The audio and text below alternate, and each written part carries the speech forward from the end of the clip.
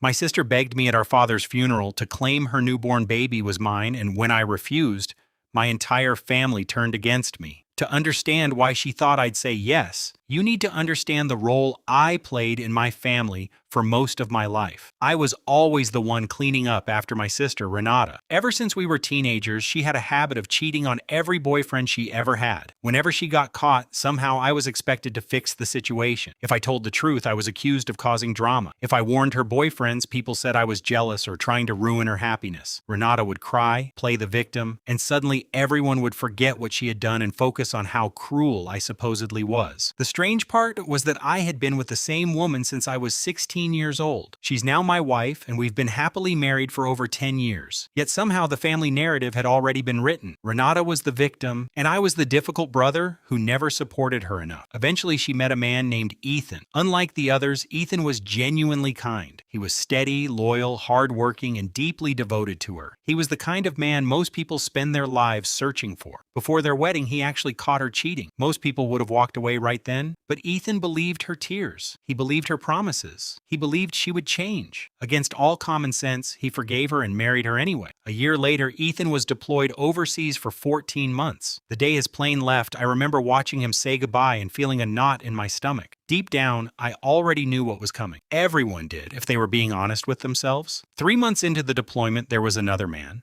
A few months later, there was another, then another. Nobody confronted her. Nobody stopped her. Everyone simply looked the other way, just like they always had. Then life hit our family with something far more serious. My father died suddenly from a heart attack. One phone call changed everything. One moment he was alive, and the next he was gone. The funeral was one of the worst days of my life. I was struggling to process the loss of the man who had always been my anchor. The church was packed with relatives, friends, neighbors, and co-workers. Everywhere I looked, people were crying. My mother was devastated. I was devastated. I thought the day would be about saying goodbye to my father. I had no idea my sister was about to make it all about herself. During the reception after the service, she found me standing alone in a hallway away from the crowd. She was holding a newborn baby wrapped in a blue blanket. The baby couldn't have been more than 3 weeks old. At first, I thought she wanted comfort.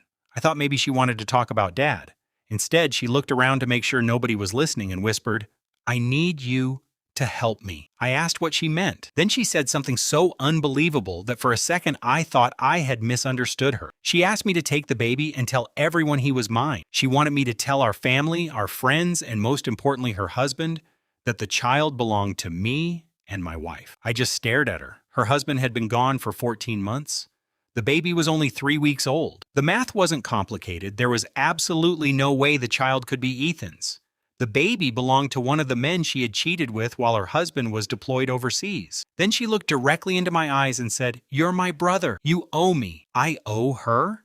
After decades of covering for her mistakes? After years of being blamed for problems she created? After everything? And she was asking this while we were standing at our father's funeral. For the first time in my life, something inside me finally snapped. Not with anger, not with rage.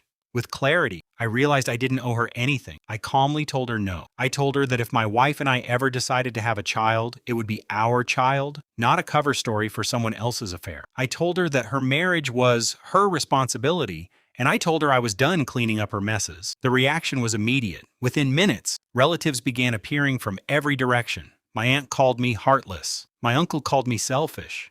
Several cousins started telling me that family should always help family. Even my mother, whose eyes were still swollen from crying over my father, told me I was being cruel.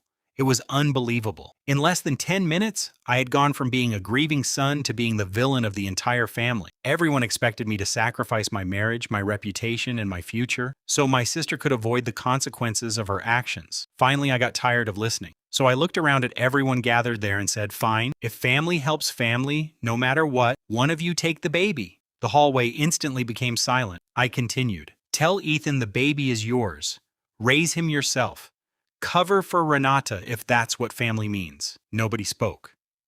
Not a single person volunteered. My aunt suddenly found the floor very interesting. My uncle looked away. Everyone who had spent the last 10 minutes lecturing me suddenly had a reason they couldn't help. That's when I realized something. The rules were never meant for everyone. They were only meant for me. Then my mother crossed a line I never thought possible. Standing just a short distance from my father's casket, she told me that if I refused to help Renata, She would cut me out of the inheritance completely. She said everything would go to my sister. I couldn't believe what I was hearing. My father's funeral had somehow turned into an attempt to blackmail me. Before I could respond, another voice interrupted the argument. It was my Uncle Samuel, my father's older brother, a quiet man who rarely involved himself in family drama. He slowly stood up and looked directly at my mother. Then he said something that changed everything. "That's not what your husband wanted." The room froze. Samuel explained that my father had secretly updated his will 2 months before he died. Then he revealed something none of us knew. My father had left me the larger share of his estate, not because he loved me more, not because he favored me, but because he knew exactly who had spent years carrying the weight of this family. Samuel said my father had told him, "I know who always shows up, I know who always sacrifices, and I know who everyone takes advantage of." Then Samuel looked directly at me and said, "Your father asked me to make sure nobody ever pressured you into carrying your sister's lies again." For a moment, nobody spoke. The silence was overwhelming. My mother sat down. My aunt looked embarrassed. My uncle stared at the wall, and Renata couldn't even meet my eyes. For the first time in my entire life, someone had finally seen the truth. My father had seen it. He understood everything, even when he never said it out loud. A few minutes later, my wife took my hand, and we walked out together. Over the next week, Renata called me constantly. She left voicemails, she sent texts, she had begged. Then she became angry. Then the calls stopped altogether. A month later, her husband returned home from deployment. To this day, I don't know exactly what happened between them. Maybe he discovered the truth. Maybe she confessed. Maybe someone else told him. Honestly, it doesn't matter. For the first time in my life, her problems were no longer mine to solve. Looking back now, I realize my father left me something far more valuable than money. He left me permission to stop being responsible for everyone else's mistakes. He gave me a way out, a door that had been locked my entire life. And for the first time ever, I finally had the courage to walk through it.